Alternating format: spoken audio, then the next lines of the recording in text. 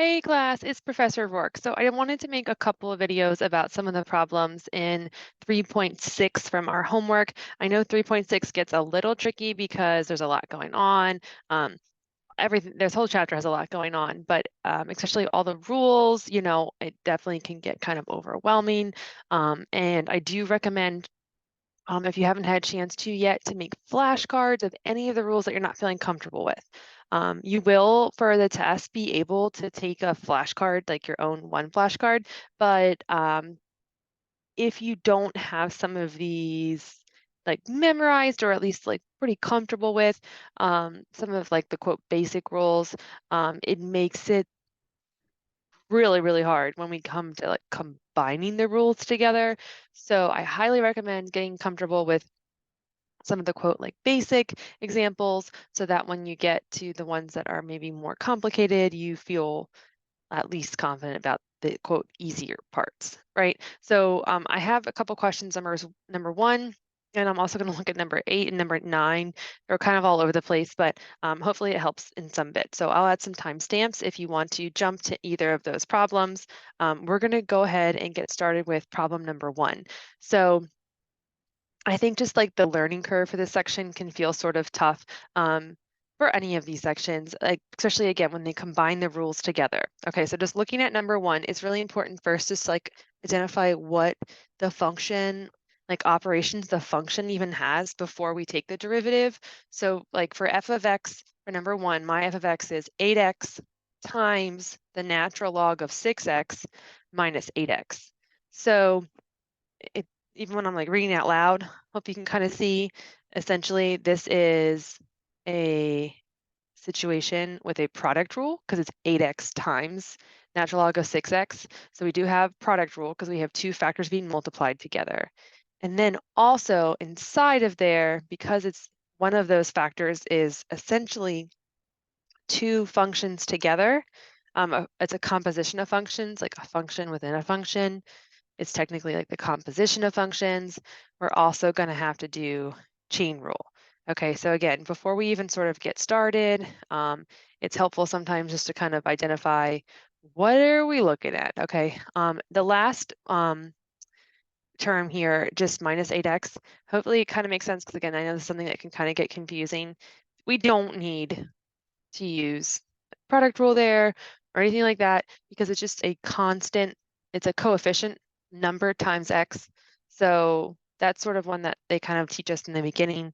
It's just like the 8 is going to stay as a common multiple versus when we have two things being multiplied, like two variables or two functions, that's when we need to worry about product rule.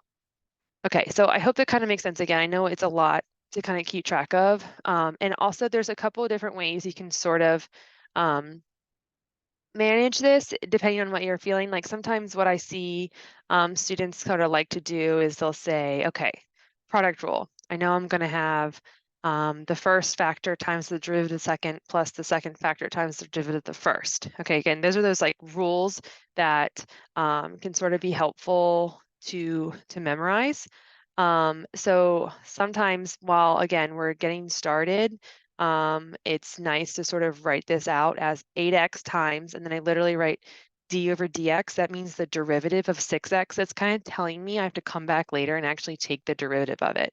Okay, versus doing this all at one step, which you also could do, you don't have to necessarily break it up when you write like this, but I'm just going to do that for this first one. Okay, so then I have, it's again, the first term times the derivative of the second plus the second term times the derivative of the first. So I'll use the same notation that I did for the first part of the product rule. Okay, so I'll have the derivative of 8x. So I have 8x times the derivative of natural log of 6x plus natural log of 6x times the derivative of 8x. So again, I know a lot going on. I'll come back and simplify that in a minute. And then minus the derivative of 8x is just 8 because it's like really like x to the first. So I multiply 1 times 8, and then the x really has like an exponent of 0, so it goes away. Okay, so now let's tidy this up a little bit because I haven't even really taken the derivative of these two pieces here, but one thing at a time. Okay, so I have 8x times the derivative of the natural log of 6x. the derivative of natural log is like 1 over x. Okay, so if it's the natural log of x, it's just 1 over x. Okay, but if it's the derivative of the natural log of anything else other than just x, so like I'll put f of x just as like a general placeholder, it's the derivative of f of x divided by f of x. So taking it back to our example, we have the natural log of 6x. So 6x is like in place of like f of x in this chain rule. Okay, so once we learn chain rules, all of the like rules we have before kind of like have a sort of like a different rule that you can write. So the derivative of 6x is 6, and then I'm going to put 6 over 6x. Again, this is just the rule for natural log. Okay, plus natural log of 6x times the derivative of 8x, which again we said before was just 8. Then we have minus 8. All right, so then I will probably just take a second. One question I know that often comes up in this chapter is like, how much do I have to simplify? You really don't have to. Except for in like if it specifically says to, but also sometimes like I just can't help it because like it's just like looking at me like I don't know, like I have 8x times 6 over 6x. Well, clearly the 6's are going to cancel out, and then also the 8's are going to cancel out. So then I'm just left with 8 in my first term, and then instead of writing natural log of 6x times 8, it's a lot nicer to kind of have the coefficient out front. So it's 8 times the natural log of 6x, and then it's going to be minus 8, and then you're like, oh wait a minute, I actually have 8 minus 8. So all this is just going to come down to be 8 times the natural log of 6x. But for the derivatives assessment, you do not have to worry about simplifying. I actually like don't recommend simplifying because I don't want you to make a mistake by accident. It's trying to simplify. You can just leave it as ugly and gross as you want to. That's totally fine. Okay. When we move on to the next sections and start actually like taking the derivative and doing things, that's when we're going to want to actually simplify a little bit more. So it is good in theory to be able to know like kind of some general ideas of how you might simplify things, but also, you know, just kind of not having to also risk making any mistakes. Okay, next question I want to take a look at is number 8. So there's actually a couple ways to solve these. And so if you're like many students and you go online and you look up how to find this derivative, you might not find what we're looking for. Okay, our textbook explains it. This is sort of like a common area where you might be like, well, I know you probably saw this online, but that's not really what we're looking for here. The textbook has the way that they want us to solve this. So the key here is to make sure we read the instructions. It says to use logarithmic differentiation to find the derivative of the function. But then you'll look at the actual equation they give us, and they have y equals the quantity, the square root of x to the 9x. I don't even see a log there. Why would they tell me to use logarithmic differentiation? So the problem is this is a function raised to a function. So sort of similar vibes to like when I was talking about the composition of functions before for a chain rule. But we don't have a rule of like how to take the derivative of a function and with a function in the exponent. Like we could do this maybe if like the base was a number or if the exponent was a number, but they're both variables. And so there's a lot going on. Okay, so what we're going to do for this is, again, the key is it says to use logarithmic differentiation. So the first thing we're going to do is literally just bring in 2 logs. Okay, so we're going to take the natural log of the left-hand side and the natural log of the right-hand side. And the reason we want to do that is so that we could then use the properties of logs to bring the 9x down out front as a coefficient. And so now our problem changes from like y equals the square root of x to the 9x to the natural log of y equals 9x times the square root of x. Okay, so from here, we're going to take the derivative of both sides. Usually, we only have to really worry talking about the derivative of the right-hand side because we have like an equation with like y equals something or x, where like y, it's like an explicit solution.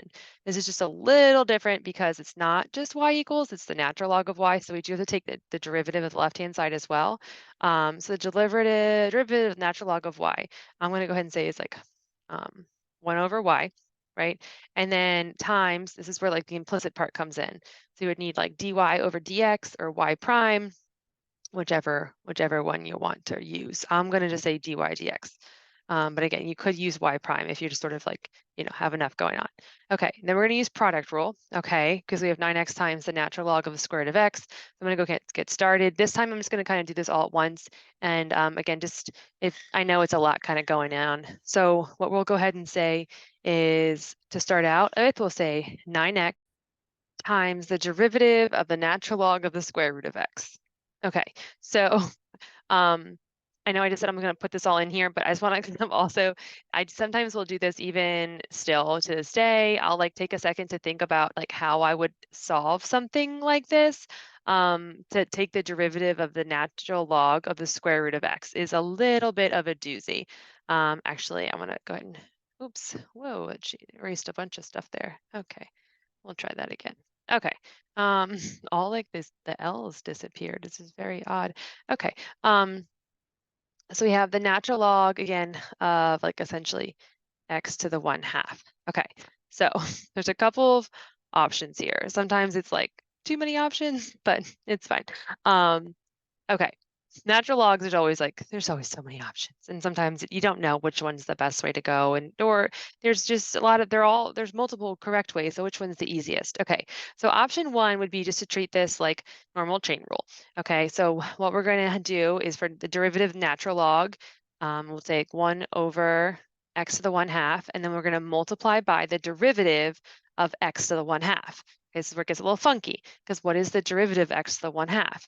Well, that would be, I would have to bring the 1/2 as a coefficient, and then I would have to subtract 1 from the exponent. So instead of saying 1/2, it'd be 1/2 minus 1, which is x to the negative 1/2.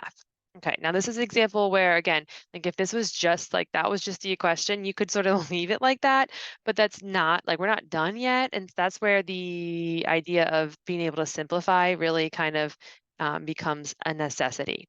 Okay, so then we'll say this is like 1 divided by, my big like power move is always to like anything in the denominator, I just like, keep in the denominator.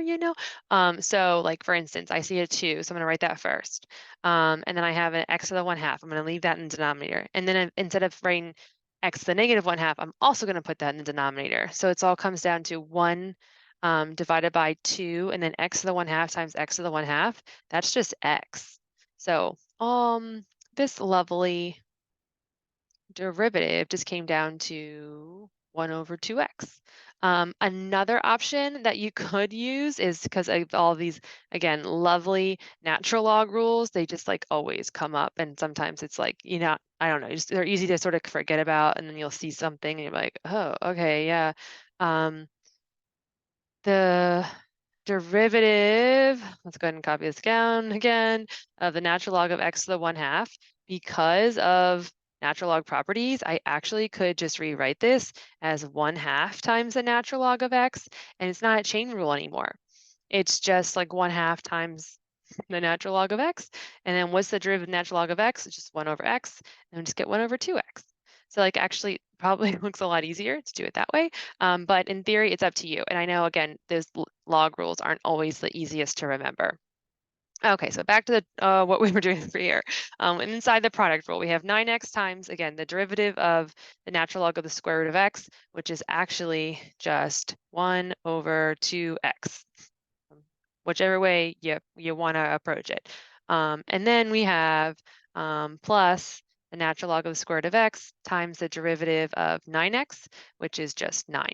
Okay, and so even though it doesn't really feel like it, we're almost done. I'm going to go ahead and recopy this into the space below and simplify it a little bit. Okay, so I have 9x like times 1 over 2x, which is really the x's are just going to cancel out, and I'm left with 9/2. And I'll say plus 9 times the natural log of the square root of x. Okay, the last thing we're going to do here is, again, because I like messed up the left-hand side and I don't have y equals explicitly anymore, I had the natural log of y, which I then took the derivative of. I want to get the derivative by itself, and I'm going to do that by like multiplying by y on both sides. Okay, does that sort of make sense, what I'm doing here? And then Again, I keep looking at the natural log because there's always so many different ways to write it, but I'm not going to worry about that right now. Okay, this is really the solution, but the problem is I don't want, my original equation was in terms of x. I don't want y in here as well. So my last step is going to be to go ahead and replace y with the square root of x times the 9x. Does that kind of make sense? And then the rest of it just kind of carries along. I can't help it that because we've been all these random natural log rules that just like come up. Just like a little reminder, like if you wanted to, you could even kind of do the same thing we did before, where like the natural log of square root of x is just the natural log of x to the 1/2, and you could bring the 1/2 down in front if you wanted to. Natural logs are wild. Just all those rules just really can get quite wild. So long story short, that's what we're going to look at for number 8. Okay.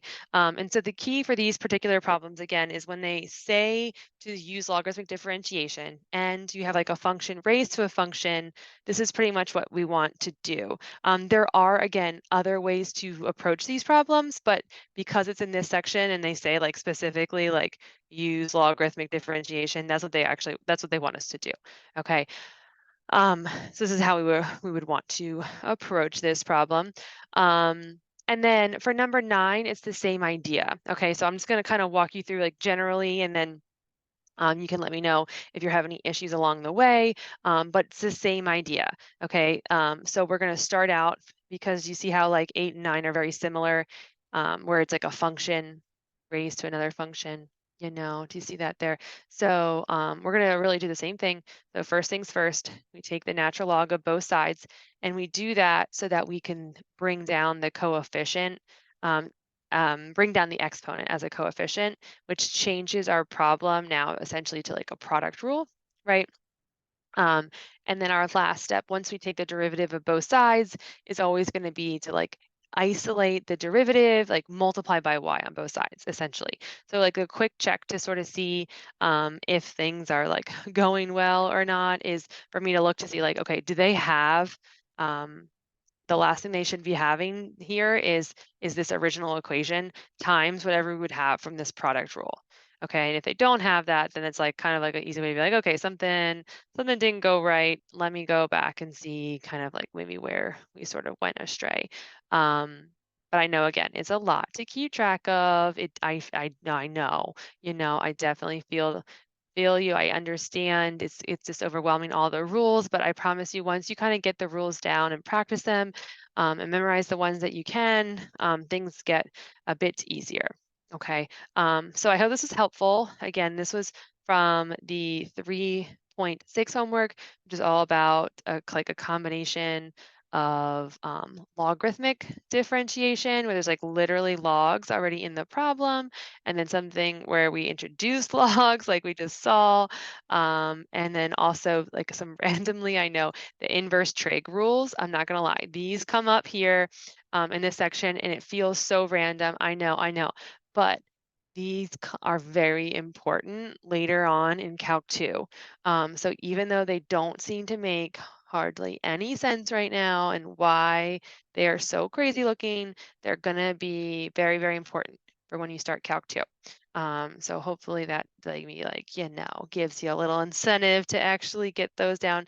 Another thing that just kind of like a side note about inverse rules, for the derivatives, I know again they're very complicated, but I had a student tell me, which I feel like has stuck with me, is the derivatives of any of the trig functions that start with a c. And this also works for like just regular trig functions, so like cosine and cosecant, and arc cosine and arc cosecant, arc cotangent, they all have a negative in them.